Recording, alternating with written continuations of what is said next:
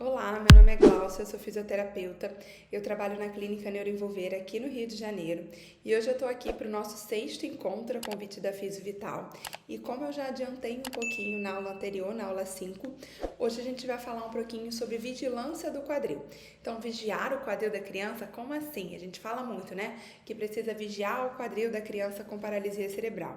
O que a gente quer dizer com isso? A gente quer dizer que a gente precisa acompanhar o desenvolvimento do quadril das crianças, tá? Das crianças com desenvolvimento atípico de uma forma geral, mas a gente tem guidelines mais consistentes quando a gente pensa na criança com paralisia cerebral.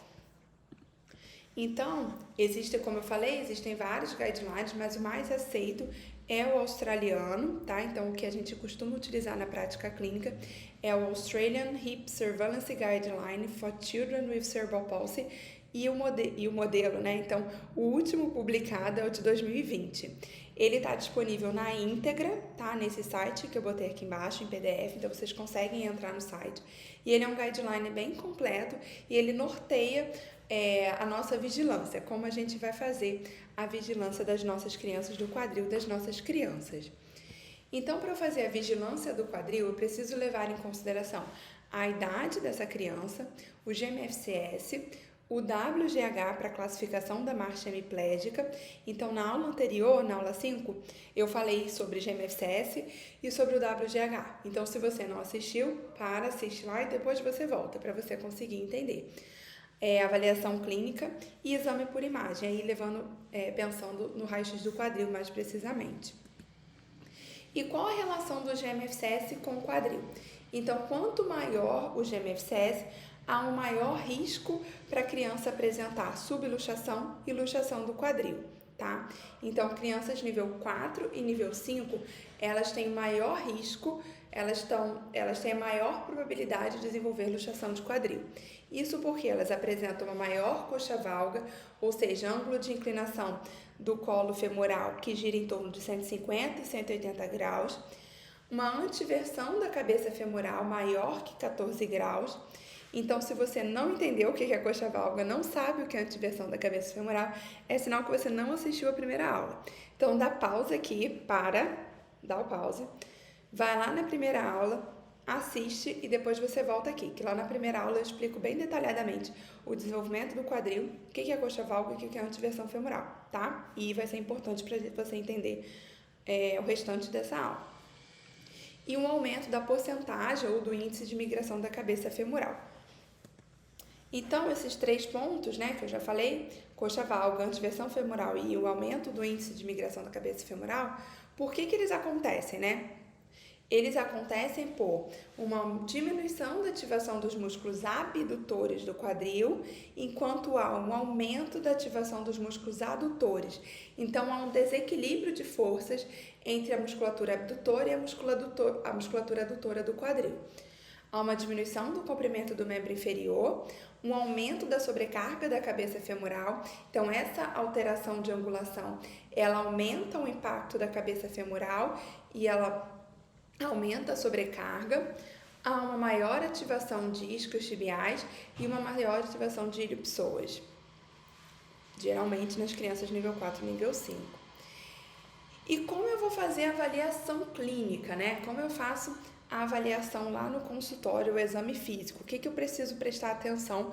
Como eu preciso conduzir essa minha avaliação? Então, a primeira coisa que você precisa observar é a presença de contratura em adução do quadril. Como que você pode testar isso?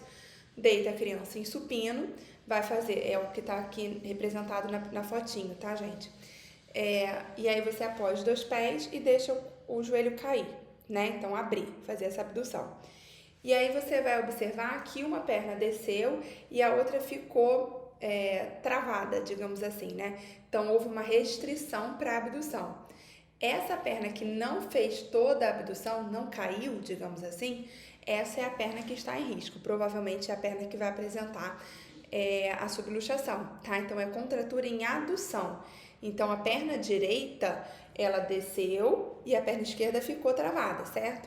Então, é a esquerda que está em risco, porque ela não está conseguindo fazer a abdução, tá? Ficou claro isso? Porque é confuso. Uma postura em rotação externa do membro inferior. Então, quando você coloca a criança deitada em supino, com o joelho e o quadril em extensão, ou seja, esticadinho, ele permanece com a perna girada para fora, tá? Então, como se o joelho tivesse voltado para fora. Há uma assimetria da prega glútea e quando há essa assimetria, o lado que está em risco, que provavelmente apresenta subluxação, é o que apresenta a prega glútea mais profunda, mais comprida, digamos assim, tá? Então, esse é o lado que provavelmente está subluxado. Dor durante a mobilização, então quando você está mobilizando, fazendo teste de amplitude nesse quadril, a criança apresenta dor, então muitas vezes as crianças nível 4, nível 5, é difícil a gente saber se ela está com dor, então a gente precisa muitas vezes observar a face, observar... Quando a gente já conhece a criança, é um paciente que a gente atende há mais tempo, normalmente a gente mesmo já consegue identificar os sinais de dor dessa criança, né? Então, um chorinho diferente, um susto, alguns padrões que indicam pra gente que essa criança está com dor. Quando é uma criança nova, né, que a gente está avaliando pela primeira vez, muitas vezes a gente vai precisar do auxílio do pai para conseguir identificar se essa criança está com dor ou não, porque normalmente ele sabe dizer quais são os sinais de dores que aquela criança costuma apresentar. Encurtamento do membro inferior afetado. Então, o membro inferior que está subluxado ou luxado, ele vai parecer menor, tá? Então, como o quadril subiu, tá? Então, muito provavelmente, ele vai parecer menor do que o outro membro inferior. O teste de Thomas, a gente também pode aplicar para verificar a presença de encurtamento e flexores do quadril. E o teste é feito da forma que está na foto. Então, você faz a flexão de um membro inferior e deixa o outro solto. Como eu sei que tem encurtamento ali, né? Então, primeiro, o joelho permanece em flexão e o quadril também está fletido. Então, eu já sei que esse paciente ele tem um encurtamento tanto em ilipsoas quanto em isquiotibiais. E aí você troca, tá? Você flete um e deixa o outro. Teste para adutores de quadril com o joelho fletido e com o joelho estendido. Então, você faz o teste, que eu tô testando inclusive a espasticidade, que é velocidade dependente, tá? E com o joelho fletido. Ó, ele tem um aumento de tônus, tá? Então, como eu tô testando rápido, eu tô testando a espasticidade, se ele tem ou não um aumento de tônus, tanto em adutores, tá? Então, ó. Quando eu faço a flexão do joelho, eu tiro os isquiotibiais, né? O efeito dos isquiotibiais. Com o joelho em extensão, eu tô testando inclusive os isquiotibiais, tá? Entendeu? Não sei se ficou confuso. Então, quando eu faço o teste com o joelho estendido, os isquiotibiais estão envolvidos. Então, eles também vão travar essa abertura da perna. Quando eu faço com o joelho fletido, eu elimino os isquiotibiais. Então, eu estou testando exclusivamente os adutores, tá? E aí, como eu estou fazendo rápido, eu estou fazendo um teste de velocidade dependente. Se é um teste de velocidade dependente, eu estou testando se ele tem um aumento de tônus nessas musculaturas. Ok? Foi de novo. Outro sinal é o sinal de Galeazzi positivo. Então, você coloca a criança em supino, faz a flexão do quadril do joelho, apoia o pé na maca e você observa uma diferença de um membro para o outro, tamanho de uma perna para outra, tá? Então, é esse sinal. Então, um joelho parece que está mais alto que o outro, ok? Então, isso também é um sinal clássico de que essa criança apresenta luxação de quadril. Então, eu vou voltar, porque eu acho que é bem importante vocês entenderem isso. Então, na avaliação clínica, eu vou observar a presença de contratura em adução do quadril. Então, fazendo o teste, eu deito a criança em supino, faço flexão de quadril e joelho, apoio o pé na maca e abro as perninhas, deixo cair, tá? A perna que vai mais, que abduz mais, é a perna que tá ok. A perna que tem um limite, né? Ela não consegue abduzir, ela tem uma contratura em adução, é a perna que está em risco, tá? Então, é o que está aqui na foto. Então, na foto, a perna direita está ok, a esquerda é que está em risco. Postura em rotação externa do membro inferior. Então, quando você deita a criança em supino e deixa o quadril, o joelho estendido, ela permanece com as pernas voltadas para fora. A assimetria da prega glútea. Então, quando há assimetria, a prega mais longa é a prega do quadril que está em risco de luxação.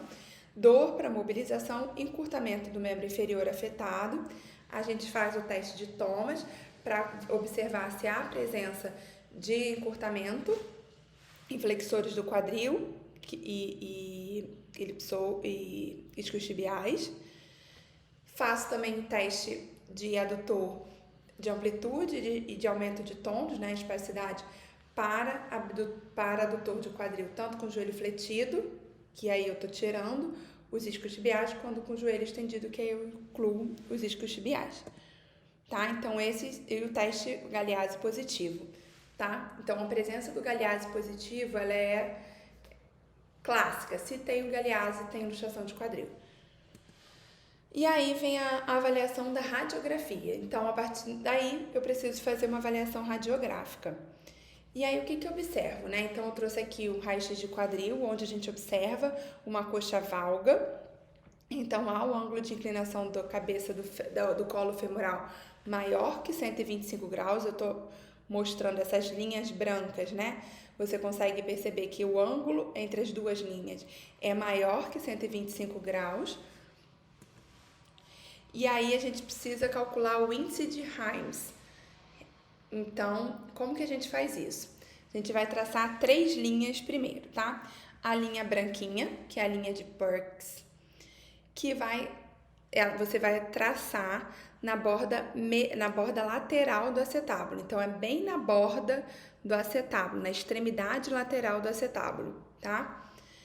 A linha a outra linha preta, uma linha preta fica na borda lateral da cabeça do fêmur e a outra linha na borda medial da cabeça do fêmur. Então, as duas linhas estão nas extremidades da cabeça do fêmur, tá? Então, a linha branca, ela vai passar pela borda lateral do acetábulo e as linhas pretas vão envolver a cabeça do fêmur, tá? Uma de uma extremidade medial e outra na extremidade lateral. E aí, A vai ser a distância da borda lateral da cabeça do fêmur até a linha branca, tá? Que é a borda do acetábulo. E o B é o comprimento total da cabeça do fêmur, tá? E como que a gente calcula o IR, né? O índice de Himes. Você vai colocar o IR é igual a A é o tamanho da borda lateral da cabeça do fêmur até a borda do acetábulo, sobre B, que é o comprimento total da cabeça do fêmur, por 100%. Então, aqui no meu exemplo, né, da radiografia que eu trouxe, como é que eu fiz aqui? Então, eu cruzei, essa é a minha, tá? Aqui tem a linha vermelha de uma paciente. Então, a mãe me mandou foto e eu calculei esse índice no celular mesmo. Então, como que eu fiz? Eu tracei a linha vermelha, que está passando pela borda lateral do acetábulo, e as duas linhas azuis estão envolvendo a cabeça do fêmur, tá? Então, uma na borda lateral e outra na borda medial.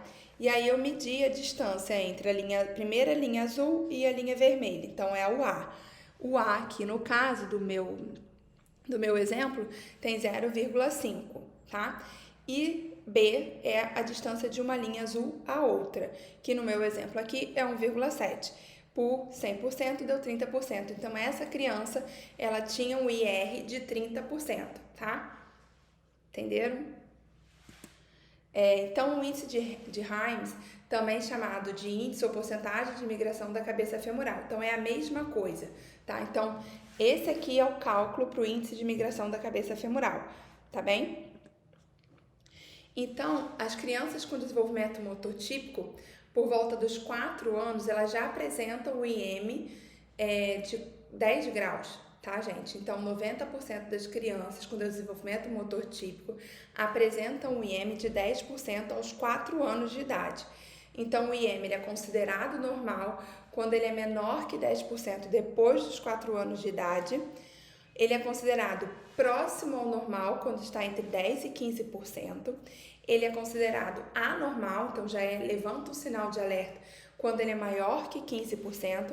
E a gente considera que esse quadril está em risco quando é maior ou igual a 30%, tá? Então, uma criança que apresenta o índice de migração da cabeça femoral maior que 30 graus, para a gente poder começar a colocar essa criança de pé, a gente precisa que o ortopedista libere, tá? Então, ela precisa passar por uma avaliação ortopédica e o ortopedista tem que dizer, ok, ela pode ficar de pé, tá?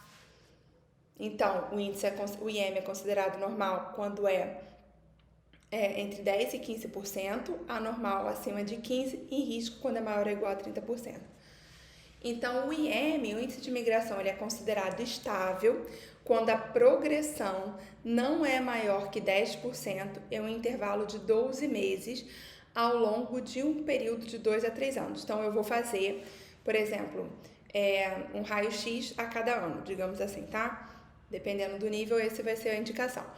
Então, um ano e depois o outro ano. E aí, nesses dois, eu percebi que não houve uma variação maior, uma progressão maior que 10%. E aí eu fui e fiz de novo. No terceiro ano, ele manteve esse índice, eu posso dizer que esse quadril está estável, que há um índice de migração estável, tá bem? Se o índice de migração ele é considerado instável, quando a progressão é maior que 10% em um intervalo de 12 meses ao longo de um período de 2 ou 3 anos. Então, eu usei 12 meses de intervalo para fazer dois exames de imagem em um ano 2, ano 3. Depois desses 3 anos, eu percebi que a progressão é maior que 10%. Então, esse quadril ele é instável. Então, o quadril ele é considerado instável, o índice de migração é instável quando a progressão é maior que 10%, tá? Em um intervalo de 12 meses, no período de 2 ou 3 anos. A linha de... eu não sei falar, tá, gente? Hilger-Rainer, enfim, a linha H, normalmente a gente escreve, é a que cruza o quadril aqui, tá? Ele atravessa, assim, a união entre o isco, ilho e pubis, tá? Então, ela cruza a linha, a cartilagem que une os 3 ossinhos ali, tá? Então, ela cruza. E o que essa linha indica? A obliquidade pélvica. Então, se essa linha está inclinada, eu sei que minha pelvis tem uma obliquidade. Então, a gente pode, além de traçar a linha passando pela união dos ossos, né, pela sínfise, a gente pode fazer uma linha cruzando a crista ilíaca ou por baixo aqui, tá? Então, essas 3 linhas, quando elas estão inclinadas, elas me indicam que esse quadril, ele tem uma obliquidade, essa pelvis tem uma obliquidade. Então, como eu costumo fazer, tá? Eu trouxe aqui, eu pego o iPhone, né? Eu tenho um iPhone, eu pego a marcação.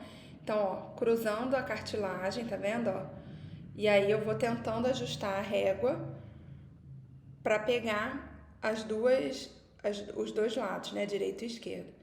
Ó, tô ajustando para achar qual é a inclinação. Ó, mais ou menos 2 graus eu consigo pegar os dois lados. E aí eu traço a linha. Tá? Atravessando a crista ilíaca.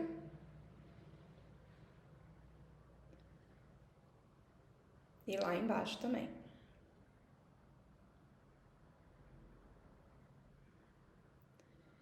Então, eu sei que essa pelve tem uma obliquidade de aproximadamente 2 graus, tá? Então, ela tem uma simetria. A obliquidade pélvica, o que ela me diz, né? Então, meu paciente apresenta obliquidade pélvica. O que isso quer dizer? Isso quer dizer que há uma maior instabilidade no quadril onde a pelve está mais alta, tá? Então, esse quadril onde a pelve fica mais alta, o lado que a pelve está mais alta, é o quadril que está em maior risco, é o quadril mais instável. Outra coisa que pode me indicar é a presença de escoliose, diferença de tamanho entre os membros inferiores, uma contratura assimétrica entre adutores e flexores do quadril. Então, há uma contratura maior nos adutores e nos flexores do quadril, de um lado maior do que do outro. E a presença de subluxação ou luxação do quadril, tá? Então, uma obliquidade pélvica maior que 10 graus é indicativo de avaliação para o ortopedista. Então, se a criança chegou para você com um raio-x, você foi a primeira pessoa a avaliar e você identificou essa obliquidade, você tem que encaminhar essa criança para o ortopedista se ela ainda não foi, tá bem? Acontece muito, às vezes o ortopedista fala para a mãe, precisa repetir o raio-x, daqui a 6 meses já entrega o pedido. E aí a mãe faz o raio-x e marca a consulta para daqui a sei lá quanto tempo. E você é a primeira pessoa que recebe esse raio-x. Então você já consegue fazer uma avaliação e apressar ou não essa consulta. Muitas vezes você vai falar, olha, eu acho que a gente precisa acelerar aí a consulta, não dá para esperar tanto. Ou o raio-x está ok, a gente tem que marcar, mas não tem tanta pressa, não tem tanta emergência. E se você tem um bom contato, um bom relacionamento com o ortopedista, você já pode entrar em contato com ele, falar o que você observou e pedir para que ele avalie de forma mais urgente, tá? Então, o guideline para vigilância do quadril. Então, que foi o que eu já trouxe para vocês, né, o australiano, ele traz esse gráfico. Então, toda criança com paralisia cerebral, independente da sua função motora, ela deve realizar a vigilância do quadril. E aí ele traz esse gráfico, onde ele correlaciona o nível do GMFCS com a porcentagem, tá, com o número de casos de deslocamento do quadril, de subluxação do quadril. E o que eles observaram, né? Que as crianças de nível 1 raramente apresentam, então são crianças que deambulam, andam mais de 2 horas por dia, ficam de pé por mais de 2 horas por dia. Então, dificilmente elas apresentam um quadro de subluxação ou de luxação do quadril. Nível 2, apresentam, mas em menor proporção. Nível 3, um pouco mais. E nível 4 e nível 5 são os campeões. Então, o nível 5 com maior taxa de luxação do quadril propriamente dita. E como que é feito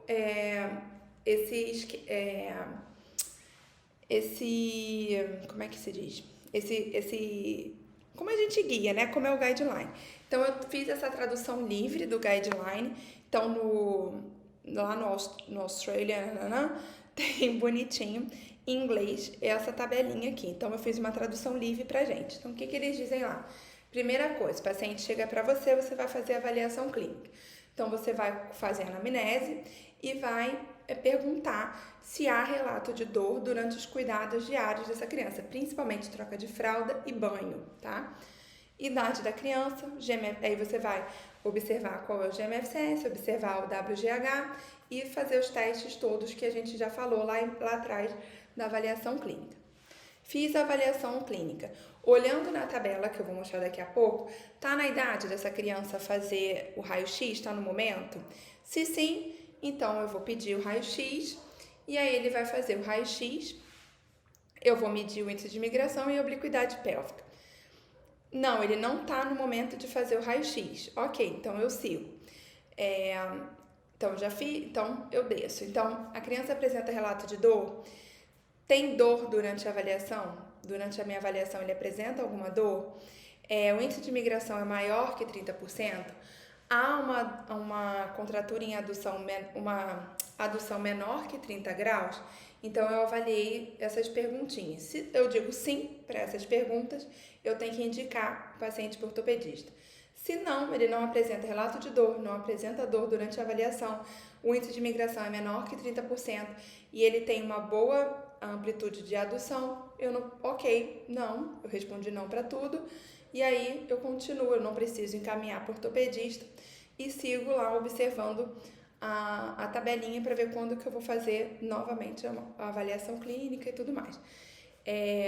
E aí, né, isso é um pouco diferente na nossa realidade, porque no nosso caso a gente não pode, teoricamente, a gente tem autonomia para solicitar raio-x de quadril dos nossos pacientes, né, exames de imagem de uma forma geral. No entanto, na nossa prática, os planos de saúde não costumam reembolsar, não costumam cobrir os pedidos que a gente faz. Então, acaba que a gente precisa encaminhar direto para o ortopedista, né? Então, é um pouco diferente, tem essa diferença. A não ser nesses casos que eu já falei, que o ortopedista já entrega o pedido antecipadamente e você já consegue fazer essa avaliação, entendeu? Ou então, Por exemplo, eu recebi uma mãe agora fez contato recentemente para fazer a avaliação e ela tem um raio-x recente, então eu já posso fazer minha avaliação, fazer medir o IEM, obliquidade pélvica direto, sem precisar mandar ela pro ortopedista porque ela tem um raio-x recente. Entende? Então, acaba que tem uma variação no nosso caso, porque a gente não tem essa liberdade de pedir a radiografia, tá? No caso do guideline, ele só manda para o ortopedista depois que o próprio terapeuta já avaliou, o cirurgião ortopédico, né? Depois que a gente já avaliou. Então, como é que é a tabela de frequência? Então, a tabela de frequência ela é dividida por idade e pelos níveis do GMFCS. Então, então ela inicia com 2 anos, a partir do segundo ano de vida. Então, o nível 5, o nível 1, por exemplo, aqui na figurinha, essa primeira figurinha representa o exame clínico. Já no nível 2, com 2 anos, a gente precisa fazer o exame clínico e de imagem, que é a segunda figurinha.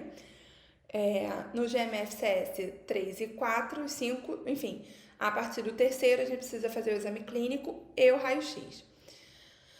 No entanto, com 3 anos, o nível 1 e nível 2 não precisa nem fazer o exame clínico, nem fazer o raio-x, ou seja, 1 ano depois não precisa. Mas a gente precisa reavaliar o nível 3 e o nível 3. No caso do nível 4 e nível 5, essa reavaliação ela deve ser feita com 6 meses depois, então de 6 em 6 meses, tá?